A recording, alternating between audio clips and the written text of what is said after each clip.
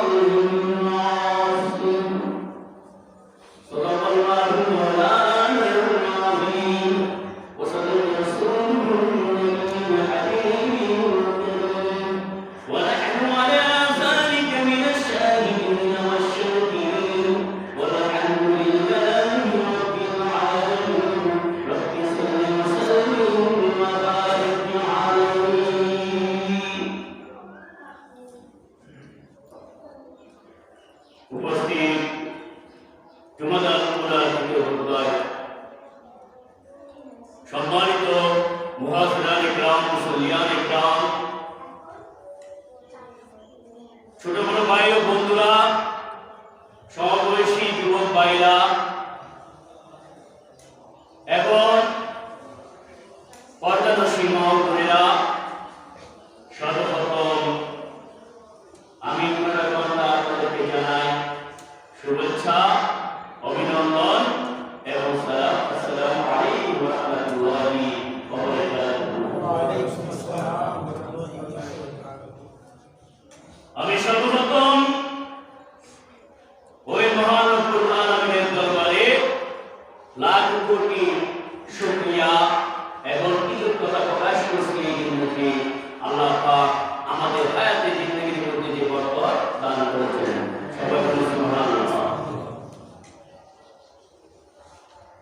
তবে যে কথাটি না বললে নয়, আল্লাহ পাক আমাদের হায়াত যেভাবে বাড়াচ্ছে, আমাদের আমল নামায় খাতায় আমল কি করতে হবে? বাড়াতে, কবরের পাতেও, পুলসিরাতের পাতেও,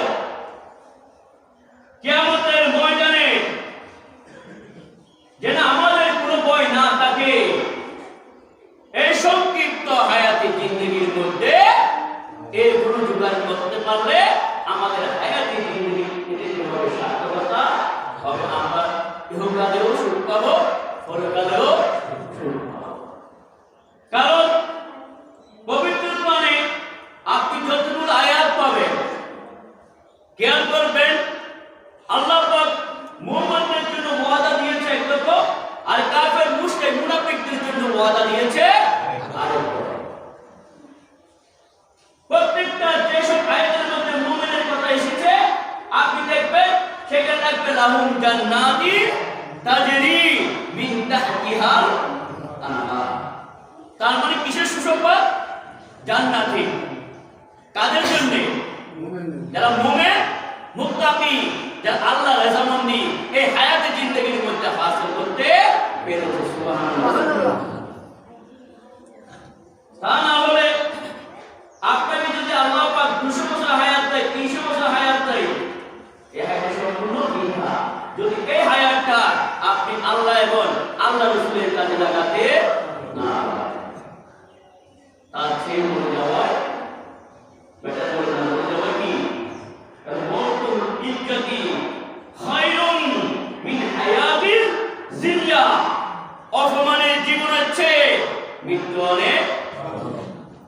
আমাকে আল্লাহ হায়াত দান করেছে, কিন্তু আমি টোটালি কিছু নিতে পারলাম না। আচ্ছা, তাহলে সেখানে কি ইজ্জতের জীবন হবে নাকি বেইজ্জতের জীবন হবে? বলেন, একটু বলেন না। আপনার জবান যেগুলো ভালো বলবেন এগুলো সব কি হবে? কিয়ামতের ময়দানে না যাবে, খুশিরা হবে। বলেন না। বারাকা জাহাত তুলো কি আছে? লাভ, সওয়াব, আমল আর ক্যারেক্টার। বলেন না। হাত তুলে সব আছে,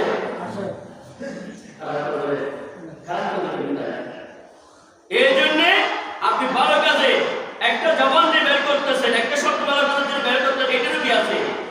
নিয়ত করলো, কদম রাখলো। কিন্তু যারা বেঈমান, মুনাফিক, মুশরিক, কাফের, বন্ড, তাদের জন্য কিসের সুসংবাদ? নাকি দুঃসংবাদ? কিসের? বলেন না। ফি নারি জাহান্নাম খালিদিনা ফিহা আবাদা। কোন ধরনের জাহান্নাম? যে জাহান্নামে তারা চিরস্থায়ীভাবে থাকবে। কিভাবে? আর দুনিয়ার শাস্তি আর আখিরাতের শাস্তি একরকম। বলেন না। দুনিয়ার আগুনের চাইতে কি দুর্গের আগুন 70 গুণ বেশি কিনা? কয় গুণ? বলেন না। আমরা দুনিয়াতে যখন আগুন জ্বালাই, রান্নার কাছে জ্বালাই বা যে কোনো কাছে জ্বালাই না কেন, তাহলে 1 ঘন্টার জন্য। আর দুর্গের আগুন আপনি হাদিসে পাকের মধ্যে পাবেন, বাবু আযাবিন নার, নারকেলে মেশকাত শরীফের এগুলোর মধ্যে হাদিস আছে। হাদিস শরীফের মধ্যে দুর্গের আগুনকে 3000 বছর প্রজ্বলিত করা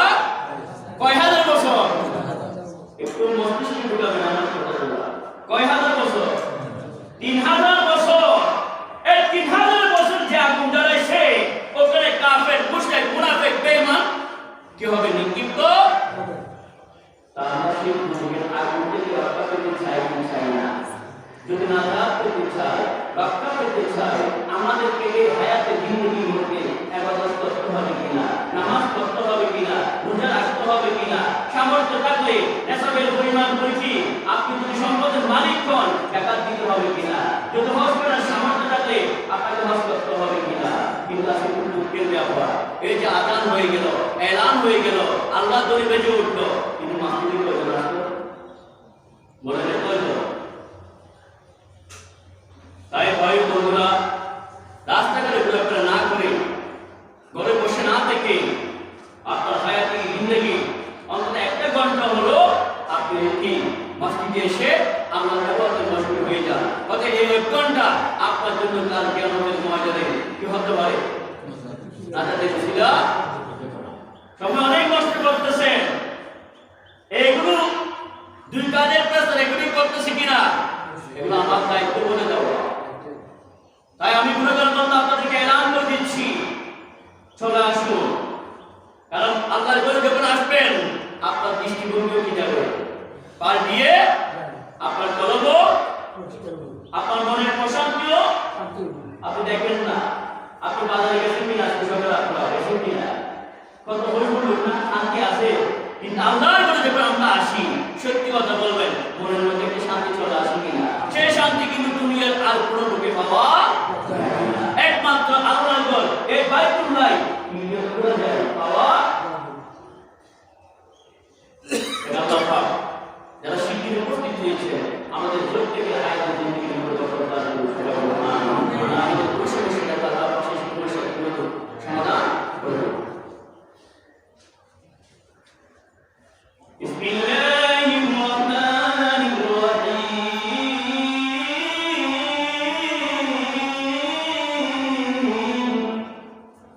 ইয়া কওমি ইন্নী আখাফু আলাইকুম ইয়াওমাত তালাক।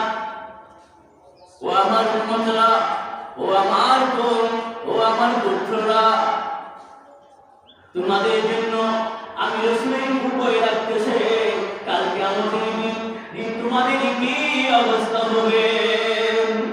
চিন্তা করতেছে কে? আমার রাসূল বলেন না, চিন্তা করতেছে কে?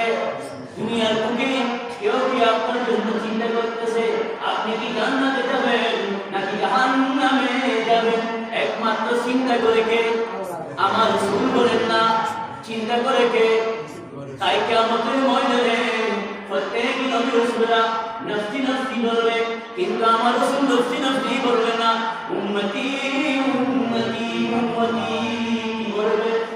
বলেন না, আজকে কোরআনে পাকের মধ্যে ইরশাদ হয়েছে, ইয়া কওম, ও আমার পুত্র, ও আমার জাতি, ও আমার উম্মতরা, ইন্নী আখাফু আলাইকুম ইয়াওমাত তালাক।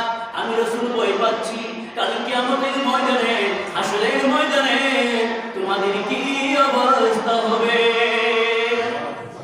সুবহানাল্লাহ বলবেন না? আর জোরে বলেন সুবহানাল্লাহ। বললে কি গুনাহ না সওয়াব আছে? যতই বলবেন ততই সওয়াব। চিন্তা করলো কে? আমার রাসূল বলেন না, সেই জন্য সুপারিশ করবে উম্মতকে কে? শাফাআতি লিআহলিল কাবাইর উম্মতি। শাফাআতি পুরা করবে কে? আমার রাসূল বলেন না, সেই রাসূলের মহব্বত নিয়ে আমাদেরকে ইবাদত করতে হবে কিনা? কারণ নামাজটা পেয়েছি কার বিনিময়ে? আমার রাসূলের বিনিময়ে। বলেন না, রাসূল দিন মেরাজ গিয়েছিল, বলেছিলেন, ও নবী আমি আপনাকে কিছু দিতেই পারবো না, আমি যাবার মুখা আপনাকে কিছু নিয়ামত দেব, যে এগুলো আপনার উম্মত করবে আপনিও করবেন। এগুলো আমার রাসূলের জন্য ছিল। নামাজ, রোজা, হজ, যাকাত এগুলো ছিল আমার রাসূলের জন্য তোহফা। এগুলো কি ছিল? উপহার। উপহার। আমরা বন্ধুর বাসায় বন্ধু গেলে আমরা কি নিয়ে যাই? বলেন না, নাস্তা নিয়ে যাই কিনা? এখন আল্লাহর দরবারে আমার রাসূল গিয়েছিলেন, আমার রাসূলকে আল্লাহ কি উপহার দেয়? ধন সম্পদ দিয়েছে কিনা? কিছু দেয় নাই। দিয়েছে কি? এগুলোর মাধ্যমে উম্মত আল্লাহ কি খুঁজে পাবে, আল্লাহ সেগুলো দিল। খেয়াল করবেন, শুধু তাই নয়, তাই নয়,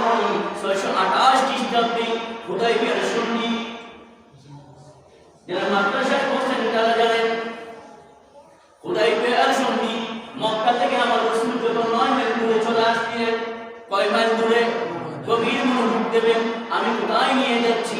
আমার রাসূল সেদিনও উম্মতের জন্য চিন্তা করেছিলেন, কিন্তু সব সাহাবীরা দুঃখ পেল, রাসূলকে হুদাইবিয়ার সন্ধি করলো, রাসূলকে মক্কায় উমরা না করে চলে আসতেছে।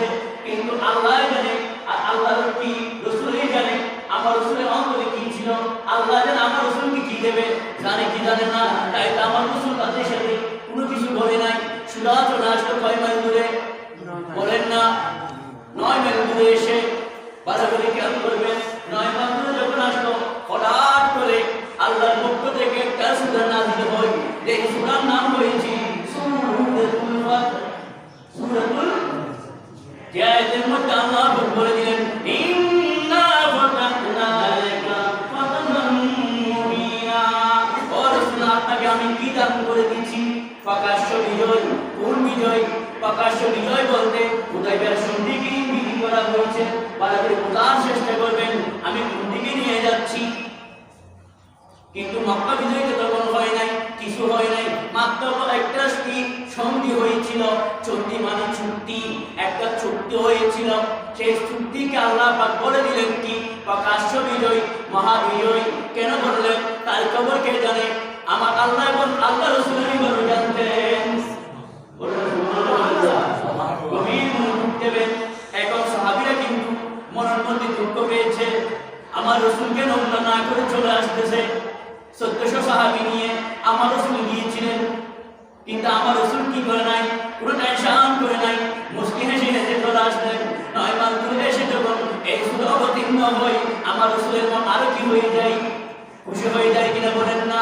সাহাবীদেরকে বললেন, ও আমার সাহাবীরা, আমি জানি তোমরা খুব মনপূর্ণ হয়েছ, মনে কষ্ট পেয়েছ, কিন্তু এই সূরা যখনই নাযিল হয়েছিল, দুনিয়ার আসমান জমিনের সবকিছু সম্পদ যদি আমার রাসূলকে দেয়, কিন্তু এই সূরার সমতুল্য হবে না। সুবহানাল্লাহ। এরপরে আয়াতে কি বলতে যাচ্ছে খেয়াল করে দেখেন, একটু মনোযোগ দেন। লিয়াগফিরা লাকাল্লাহ মা তাকাদ্দামা মিন যামবিকা ওয়া মা তাআখার। ও রাসূল, আপনি কি ভুল ভুল করে থাকেন আর পরবর্তী সময়ে যদি কোনো ভুল করে থাকেন, আমি আল্লাহ আপনাকে ক্ষমা করে দিলাম। সুবহানাল্লাহ। এখন আপনাদের কাছে আমার একটাই প্রশ্ন, যখন আমার রাসূলকে আল্লাহ ক্ষমা করে দেয়, ক্ষমা করে দেওয়ার পর তারপরে কেন আল্লাহ রাসূল ইবাদত করেছেন? এই প্রশ্নের উত্তরটা আমাকে দিয়ে দেবেন। আল্লাহ তো তাই সূরা ফাতহের মধ্যে বলে দিলেন, লিয়াগফিরা লাকাল্লাহ মা তাকাদ্দামা মিন যামবিকা ওয়া মা তাআখার। ও রাসূল, আমি আপনার পূর্ববর্তী জীবন, পরবর্তী জীবন, উভয় সময়ের জীবনের যদি কোনো ভুল করে থাকেন, আমি আল্লাহ আপনাকে ক্ষমা করে দিলাম। সুবহানাল্লাহ। বিষয় হলো আল্লাহর কাছ থেকে আমার রাসূল এই সুসংবাদ পাওয়ার পরে কেন ইবাদত করেছেন? আপনারা জানেন আসলে এই মুবাশশারের মধ্যে 7 জন খলিফা টিকিট প্রাপ্ত কিনা, জান্নাতের টিকিট দিয়েছিল কিনা, টিকিট পাওয়ার পরে কেন তারা ইবাদত করছে? এই প্রশ্নের উত্তর আমাদের কাছে থেকে গেল। আপনারা বাসায় গিয়ে চিন্তা করবেন। আমার রাসূল তো বলে দিলেন সিদ্দিক আকবর জান্নাতি, ফারুক আযম জান্নাতি, শেরে খুদারিও জান্নাতি, উসমান বিন নুরাইন জান্নাতি। তাহলে 10 জনের মধ্যে খোলাফায়ে রাশিদিন যারা ছিল তাদেরকে জান্নাতের টিকিট দুনিয়ার মধ্যে আল্লাহ দিয়েছিল কিনা? এখন প্রশ্ন হলো জান্নাতের টিকিট পাওয়ার পরেও কেন তারা দুনিয়াতে ইবাদত করেছিল? সুবহানাল্লাহ। আপনাকে যদি আমি জান্নাতের টিকিট দিয়ে দিই, আপনাকে যদি পরীক্ষার পাশের টিকিট দিয়ে দিই, আপনার কোনো চিন্তা আছে?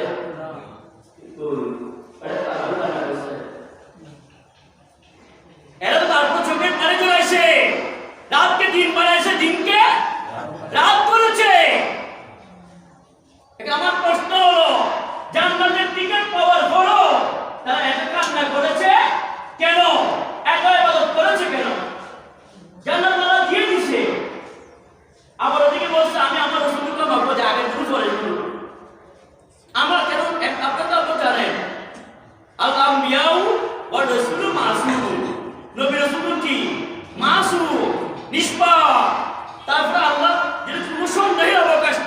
দুনিয়ার বুকে তার জন্য ডাইরেক্টলি সূরা কি ফাতিহার মধ্যে স্পষ্ট করে বলে দিলেন যে ও রাসূল আপনার পূর্ববর্তী জীবনের গুনাহ পরবর্তী জীবনে যদি কোনো গুনাহ থাকে কোনো এক বিন্দু ভুল ত্রুটি থাকে আমি আল্লাহ আপনাকে বলে দিলাম ক্ষমা। এখন কষ্ট হয় তারপরে কেন ইবাদত করব? খোলাবাই রাশিদে তারপরে কেন ইবাদত করব? ঠিক পাওয়ার দরকার নাই। গভীর মনোযোগ দেবেন, উত্তরটা ভালো করে জেনে নেন। আমার রাসূল অতিরিক্ত ইবাদত কেন করছে? কাদের জন্য করেছে? উম্মতের জন্য বলেন না, কাদের জন্য? কিয়ামতের ময়দানে আল্লাহকে আমার রাসূল বলে উঠবে, ও আল্লাহ আপনি তো সূরা ফাতিহার মধ্যে বলে দিয়েছিলেন ইন্না ফাতাহনা লাকা ফাতহান মুবিনা লিয়াগফিরা লাকা আল্লাহ মা তাকদ্দামা মিন যামবিকা ওয়া মা তাআখার। ও আল্লাহ আপনি বলে দিয়েছিলেন যে আমার পূর্ববর্তী হায়াতের জিন্দেগির গুনাহ আর পরবর্তী সময়ের গুনাহ কোনো ভুল করলে থাকলে কোনো তিনটি মাত্র ভুল করলে আপনি তো ক্ষমা করে দিলেন। আমি যে এরপরে যে ইবাদত ভুল করেছিলাম এইগুলো কোথায় আপনি আমাকে দিয়ে দেন, এইগুলো আজকে আমি আমার উম্মতের জন্য দিয়ে দেব। সুবহানাল্লাহ। কেমন রাসূল? আজকে সেই রাসূলের সুন্নাত দুই রাকাত কি করার জন্য আমি এই ফেসবুকের মধ্যে দিয়েছিলাম আবু জাহেল আবু লাহাব কি মানত, কাবা মানত, কি মানত? গভীর মনোযোগ দেবেন। আমরা যখন একটা মোবাইলের মধ্যে কথা ছাড়ি 100 বারে চিন্তা করি ওটা যেন মানুষের ঘরে ঘরে কি হয়, এটা আর কত হয়, ওখান থেকে যেন কিছু কিনে শিক্ষা নেই। আমি ফেসবুকে স্ট্যাটাস দিয়েছিলাম আবু জাহেল কাবা মানত, কি মানত? যখন তিনি কোথাও ঢুকতে যাইতেন তার নাম ছিল আবুল হেকাম, সে ছিল পণ্ডিত কবি খুব জ্ঞানী। কিন্তু গভীর মনোযোগ দিবেন, আবার রাসূলকে না মানার কারণে তার আবুল হেকাম থেকে কি হয়ে গেল? জাহাল হয়ে গিয়েছিল। গভীর মনোযোগ দেবেন। আমরা যেই নবীর উম্মত হয়েছি সেই নবীর সুন্নাত কেমনে বাদ দেব? আপনি রাসূলকে মহব্বত করেন বলেন, আপনি রাসূলকে দরুদ পড়েন, রাসূলকে পড়েন, সমস্যাটা কোথায় বলেন না? কারণ পবিত্র কোরআনে পাকে আল্লাহ বলে দিলেন যে আমাকে যদি পেতে চাও আগে কাকে ধরো? আমার রাসূলকে ধরো। কাকে? কুল ইন কুনতুম তুহিব্বুনাল্লাহ ফাত্তাবিউনি ইউহিব্বুকুমুল্লাহ ওয়া ইয়াগফির লাকুম যুনুবাকুম ওয়াল্লাহু গফুরুর রাহিম। কুল হে রাসূল আপনি বলে দিন ইন কুনতুম তুহিব্বুনাল্লাহ, তোমরা যদি আমি আল্লাহকে ভালোবাসতে চাও ফাত্তাবিউনি ইউহিব্বুকুমুল্লাহ, ফাত্তাবিউনি আমার রাসূলের আনুগত্য করো, আমি রাসূলের আনুগত্য করো, আমার রাসূলের আনুগত্য করো, আমি রাসূলকে মেনে নাও, আমি রাসূলকে ভালোবাসো। যদি আমি আমার রাসূলকে ভালোবাসি আমার রাসূলের সুন্নাত করতে হবে কিনা? ও মুসলমান ভাইরা, সুন্নাত বাদ দিয়ে বিদআত করার জন্য কেন আসেন? গভীর মনোযোগ দেবেন। আল্লাহকে মানতে হবে না যদি আপনি রাসূলকে না মানেন। আল্লাহর পরিচয় দিয়েছে কে? আমার রাসূল বলেন না, আল্লাহর পরিচয় দিয়েছে কে? আমার রাসূল। এজন্য কেমন রাসূল দেখেন আজকের এই আয়াতের মধ্যে কি বলে? আল্লাহকে বলে, আমার উম্মতের ব্যাপারে কি বলে? ইয়া কওমি, ও আমার পুত্র, ইন্নী আখাফু, আমি রাসূল ভয় পাই, আমি রাসূল ভয় করতেছি উম্মতের জন্য ইয়াউমাত তানাত, কাল কিয়ামতের ময়দানে তাদের কি অবস্থা হবে? ইয়াউমা তুওয়াল্লুনা মুদবিরিন, এই কিয়ামতের ময়দানে কিয়ামতের ভয়াবহ অবস্থা দেখে উম্মতরা পিছপা হয়ে যাবে, পিছন দিকে পলায়ন করবে। কোন দিকে? পলানোর জায়গা আছে? দুনিয়ার মধ্যে আপনি অনেক জায়গায় পালাইছেন। গভীর মনোযোগ দেবেন। আপনি কখনো ঘুম মেরে ইন্ডিয়া গেছেন, কখনো দুবাই শহরে গেছেন, তাই না? আমরা সফর করি কিনা? কত জনের পলায়ন করতেছেন, সফর করতেছেন, কিন্তু যাবেন কোথায়? পালিয়ে যাবেন কোথায়? যেতে হবে অবশেষে কোথায়? কবর নামক স্টেশনে। কোথায় যেতে হবে বলেন না, বলেন না, কোথায় যেতে হবে? সেই কবরের চিন্তা যদি থাকতো তাহলে আজকে আমরা নামাজ বাদ দিয়ে বলেন আগে তেল দিয়ে ঘুমাতেন। জুমার দিন এমনিতে নামাজ পড়ে না, জুমার দিনে পর্যন্ত তাদের কলবের মধ্যে একটু চিন্তা আসে না। দুঃখের ব্যাপার।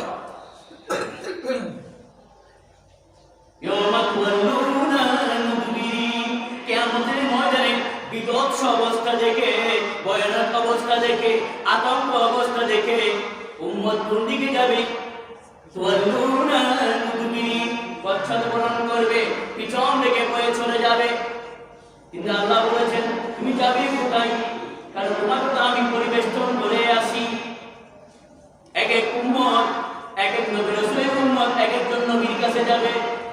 আমরা তো আপনার উম্মত, আপনি কোন আল্লাহর দরবারে সুপারিশ করুন। কিন্তু সবাই বলবে কি? নফসি নফসি নফসি। সবাই চিন্তা করবে কার? সেই দিন নবী রাসূল পর্যন্ত নিজের চিন্তা করবে। বলছে তুমি আমার উম্মত ছিল ঠিক আছে, তুমি আমার কওম ছিল সেটাও ঠিক আছে, আমি অস্বীকার করব কেন? কিন্তু দুঃখের ব্যাপার আজকে আমাকে নিয়ে চিন্তা আছে, আমি তোমাকে নিয়ে চিন্তার কোনো কি নাই, সময় আমার হাতে নাই। ইয়াউমা ইয়াফিরুল মার'উ মিন আখিহি ওয়া উম্মিহি ওয়া সাহিবাতিহি ওয়া বানি। সেই কিয়ামতের ময়দানে মা ছেলে থেকে পালাবে, ছেলে মা থেকে পালাবে, বাপ ছেলে থেকে পালাবে, কেউ কাউকে কোনো পরিচয় দেওয়ার মতো সময় থাকবে না। এই চিন্তা আমাদের আছে। যে সন্তানকে আজকে আপনি কাটা বেছে বেছে মাংস গরু খাওয়াচ্ছেন, ছোট থেকে দুধ খাওয়াই বড় করতেছেন, যখন পরীক্ষার হলে যায় কি দেই? রাতে ঘুমানোর আগে এক গ্লাস ঘি পান করাই, দুধ পান করাই। এইভাবে তাকে আপনি যত্ন করে বড় করেছেন কিনা? যে বাচ্চার গায়ে কেউ হাত দিলে আপনি ভুলে গেছেন, এই কি হয়েছে, তুমি আমার বাচ্চার গায়ে হাত দিলে কেন? সাথে সাথে আমরা প্রটেস্ট করি, প্রতিবাদ করে তুলি। প্রয়োজনে যদি হস্তক্ষেপ করতে হয় একটু দ্বিধাবোধ করে না, সাথে সাথে হস্তক্ষেপ শুরু করে দিই। সেই বাচ্চা কাল কিয়ামতের ময়দানে আপনার কোনো কাজে আসবে না। কাজে আসবে তবে তুমি কি হয়? অকাজে অপমানি আরে কারণ কিয়ামতের ময়দানে সুপারিশ করতে পারবে কয়জন? বলেন না। কিন্তু আগে আমার রাসূল কি করতে হবে? ওরা পুরো নবী রাসূল সুপারিশ করতে পারবে না। আমার রাসূল একটা পাশে গিয়ে একটু উঁচু জায়গায় বসে কোথায় চলে যাবে? সিজদায়। বলেন না, কোথায় চলে যাবে? সিজদায় চলে যাবে। উম্মতেরা কি দেখবেন? আমার রাসূল নফসি নফসি বলতেছে না, কিন্তু সব নবী রাসূলের কি বলবে? নফসি নফসি বলবে। আর আমার রাসূল বলতেছে কি? ইয়া উম্মতি ইয়া উম্মতি ইয়া উম্মতি। সুবহানাল্লাহ। শেষ পর্যন্ত আমার রাসূলের বাণী আমার মহলা সহ্য করতে না পেরে বলবে ইফরাসা ইশফাতু শাফা। ও নবী, আর কতক্ষণ সিজদায় থাকবা? আর কতক্ষণ আমার মাবুদকে, আমি আল্লাহকে তুমি কষ্ট দেবে? তুমি তো আমার প্রিয় হাবিব। যে দুনিয়ার বুক থেকে আমি কোন নবী রাসূলকে আমার সাথে সাক্ষাৎ করার সুযোগ দিই নাই, একমাত্র সুযোগ দিয়েছিলাম আপনি নবীকে। আজকে যদি আপনি কান্না করেন আমি আল্লাহর সহ্য হবে না। ও রাসূল, ও হাবিব, ইফরাসা ইশফাতু শাফা।